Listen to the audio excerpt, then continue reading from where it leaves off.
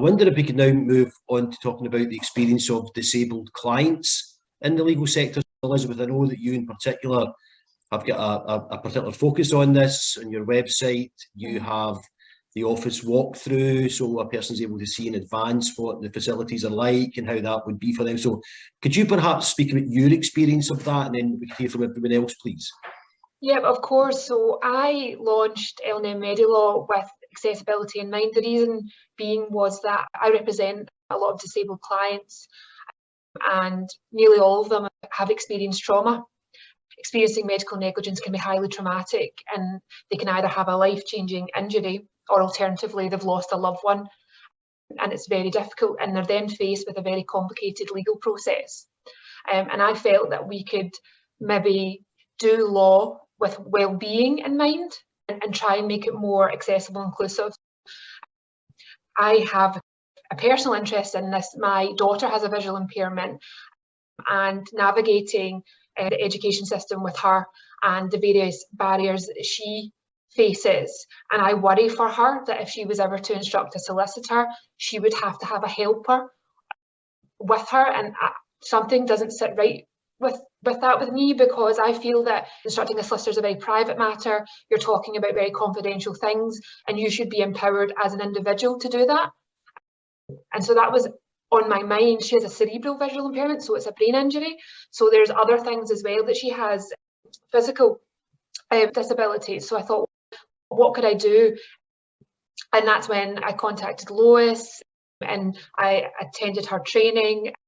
We worked with a graphic designer. One of the things I felt strongly about was trying to break down the law and using plain English and using like visual aids to support learning. I'm a visual learner, and I think it really breaks down the process, and trying not to overwhelm clients.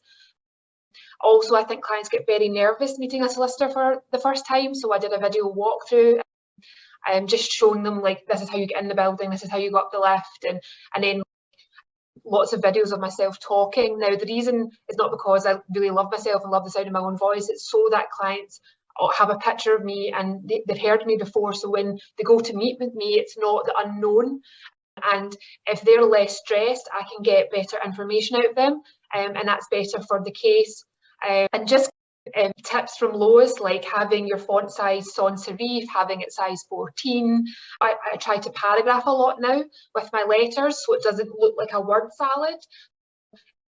I did try to do a wee bit of research on neurodivergent people and how they respond to information as a very big group. What I try to do is not have visual crowding on correspondence, because visual crowding can be quite overwhelming and people maybe don't get to the end of it, and I think in general that can help everyone. So there's like a lot of paragraphing. I try and be mindful of the way I set things out. I now always ask a client at almost every interaction, is there anything I can do to make things more accessible before a meeting? And then I try and give examples, so the onus is not on that individual to come up with things. I say, do you want to have a supporter? You can, as long as they're not a factual witness, because we have rules about evidence, but anybody else, they can come along. Do you want an agenda before the meeting? Because sometimes if the person knows exactly what we're going to talk about, that then takes the nerves and the anxiety at the situation. Most of my clients have some form of mental illness. You don't go through that kind of trauma unscathed. But one of the biggest challenges I'm finding is that it's the actual court system, and there's lots of really good individuals in the court system, but for the hearings they get, so for the ordinary cause, all the cases call at once, and if you've got a client that's highly anxious, she doesn't know when her case is going to get called. It may go on to the next day. That is, you can imagine for a client that would be horrible. You're all psyched up for the hearing, then it goes on to the next day, then the next day, you don't know what time it's going to be, and it's very crowded, the court, there's lots of people, and this is virtual court I'm actually talking about, and then my client wants this particular client I'm thinking of wants a face-to-face hearing because she thinks it's less traumatic, and then trying to navigate that when the courts very much want to push virtual just now.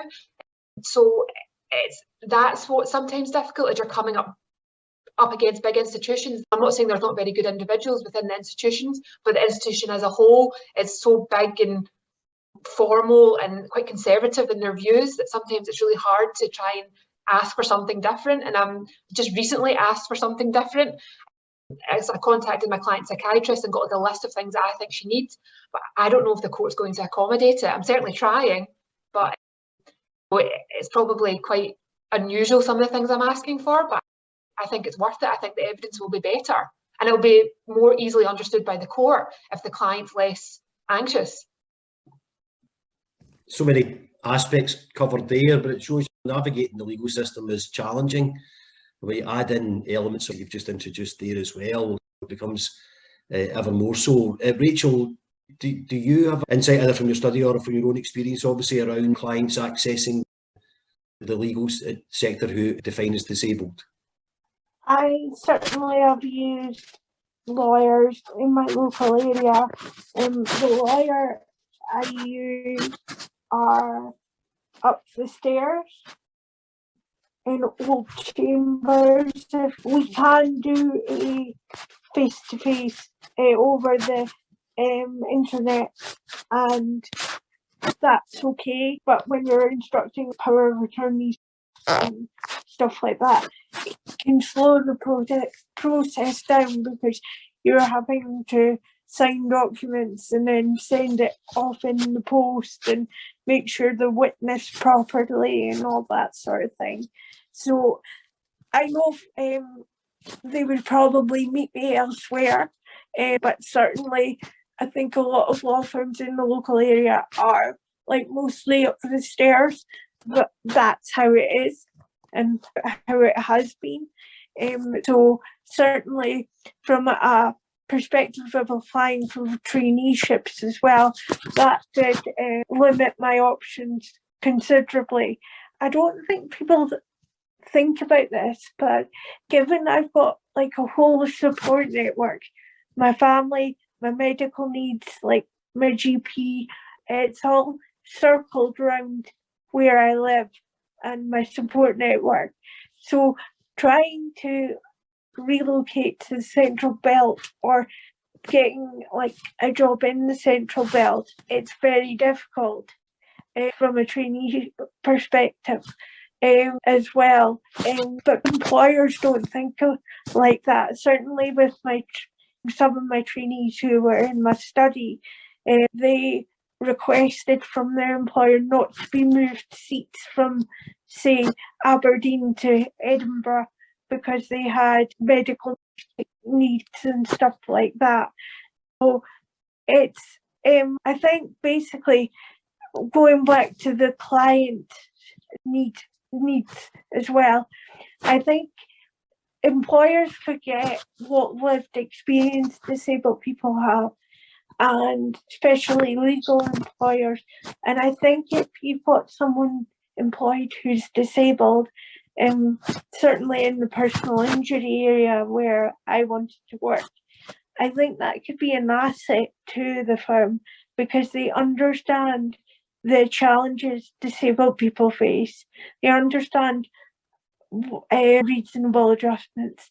They understand trauma they've gone through in their life beforehand, or operations they've had to go through, or medical treatment, whereas maybe a non-disabled person or a person with no experience of disability, of like having a family member who's disabled. So it's very much an asset to that company to have a disabled person, because they have a better insight into what's going on. Certainly I've done campaigning work as well, and I want to give a voice to disabled people. And if you look at that from a client's perspective, they think, oh, this person does understand what I'm going through. So certainly from that perspective, it's an asset rather than a negative thing. Absolutely. Lois, can I ask you, as you hear these tales of the experience of the legal sector, just for your thoughts, please? Yeah, so I think the original kind of question was around the disabled people as clients in the legal sector. And I must say, I'm sat here smiling when I hear Elizabeth speak, because much of what she's saying, I'm like, our training and our conversations really had an impact. And when you hear yourself speaking for somebody else, you're like, it's just the most wonderful feeling. That's the kind of allies that we need. Yeah, so what we need to do is we need to, when it comes to customers or clients in any business, so we're doing work just now with the travel and tourism sector in Scotland. We need to change. So one of the big things, marketing, yeah? If you're doing marketing, and marketing will say, any correspondence you send out, send it in font size 14 to reach the widest possible audience, because it's the most accessible font. One of the struggles I have is when I'm trying to work with employers and I say, change your font size on your emails as standard to font size 14, they go, oh, I'm not comfortable with that. It seems pretty big. And so for me, I'm going, well, you're happy to market and see disabled people as customers or clients, but you won't see disabled people working in your business as equals and colleagues. So that's a problem that I see. So we have to shift that mindset. If we want to attract and see value in disabled customers and clients, let's get that equality and see disabled people as equals and as colleagues, and maybe even your boss. So, you know, so my boss, my previous boss was an autistic man, my current boss, he's physically disabled, so I have to make adjustments. So there's some things that about when you work and live equally with disabled people, you realise that the responsibility to make adjustments is not just top down. It's not just as a boss, you're making reasonable adjustments for your direct line. Disabled people can only come in at entry level roles. We have to see disabled people in positions of power and in leadership positions, so we can see that actually, for me, I have to make reasonable adjustments for my boss. It's my duty. So similarly, when it comes to the kind of customer journey, if you've got diversity of thought within your organisation, you're going to be better able to meet the needs of a wider population of clients and customers. And there's a purple pound that talks about the spending power of the disabled population. And that talks about the kind of loss to businesses. And it is a big loss, because people just think of individual disabled people. But every individual disabled person has a friendship network, has a family network. The reputation of your business isn't just affecting this group of disabled people, it's their friends, it's their family. Our business, like I say, we're a disabled people's organisation, we try and book Christmas parties. And we've walked away from businesses because they're not wheelchair accessible and they're not inclusive. And we've turned down so much business and money because we won't spend it there. So when we were working with Elizabeth, it's really, so we do consultancy. So we'll come and we'll just stress test certain things. So when it comes to recruitment, we'll stress test your recruitment practice with lived experience. I feel for employers and businesses because you're getting conflicting information. Yeah. Historically, the main voice in disability inclusion wasn't disabled people. It was non-disabled people. And that was problematic. And so now, way we worked with Elizabeth was, and we came up to some trips, didn't we? Because there's lots of businesses trying to sell. Currently, there's plugins for websites. Make your website more accessible, buy this plugin. Actually, some of the plugins make the websites less accessible, you know, and it's really problematic. So I feel for employers because you're getting conflicting information. So I think the best thing I can say to employers and businesses is, if you want to get it right, go to a business or a company that has lived experience currently, that already applies inclusive practices, whose website is already putting in place inclusive measures, because then you're going to get it right. And don't be afraid to ask the question for a business who's coming to sell you an inclusive solution to say, can you tell us what your staff makeup's like, or can you tell us what you do currently? Is there an accessibility statement on our website that you can read? So yeah, so I think to remove the fear of getting it wrong, try and seek out those businesses that are authentic and have that lived experience inbuilt into what they do and how they operate, and are showcasing that. Yeah, and I think one of the things what we see is disabled AI and digital tech is going to move more and more into vital services. And I'm really passionate about this, and it's maybe a little on a side, but I think it's really important for the legal sector to consider. Because what we see with AI and digital tech coming in is it's getting pitched as a great leveler for inclusion, but it can supercharge inequality because it does things faster, more efficiently, and quicker.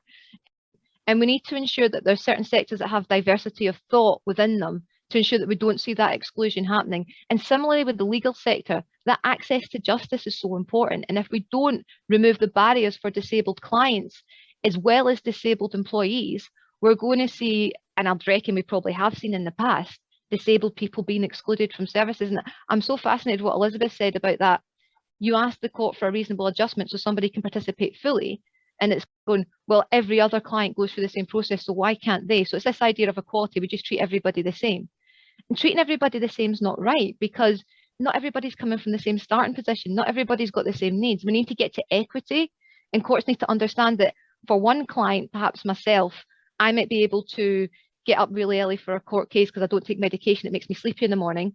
But you may have another client who relies on medication that means that they can't get up for a 9 a.m. court case, and the court case has to be held in the afternoon for them to have a fair and just shot at achieving justice. So I think it's that. And again, it comes down to attitude. The attitude needs to shift, because I feel the rest of it flows. When we've got that mind shift and that culture shift, the rest of it comes naturally, because people are seeing barriers external to the individual, and people are not making an assessment on somebody else based on their lived experience. And I guess I'll finish up just for me for this part. I come from a small minority. I grew up in a caravan as a travelling showman with the fairgrounds. And I used to do equality work with a colleague who was a black lady. And we'd go in and we'd talk about discrimination. And I remember just saying to her, yeah, no, I get it, because I grew up, I faced discrimination. She went, not being funny, Lois, but you don't wear your difference. And I was kind of like, what do you mean? She goes, you go into a room and you've got the privilege of choosing whether or not you give somebody the opportunity to discriminate against you. And that's a privilege I have. But prior to her challenging me on that, I was walking around going, I'm from one of the smallest minorities and I face discrimination. So it's thinking about those compounded barriers. So you may have had lived experience, you may have the same condition as somebody else, but there's so many factors which would mean that your experience is completely different to them, and your needs may also be completely different to theirs. Very powerful stuff from everyone. Thank you so much.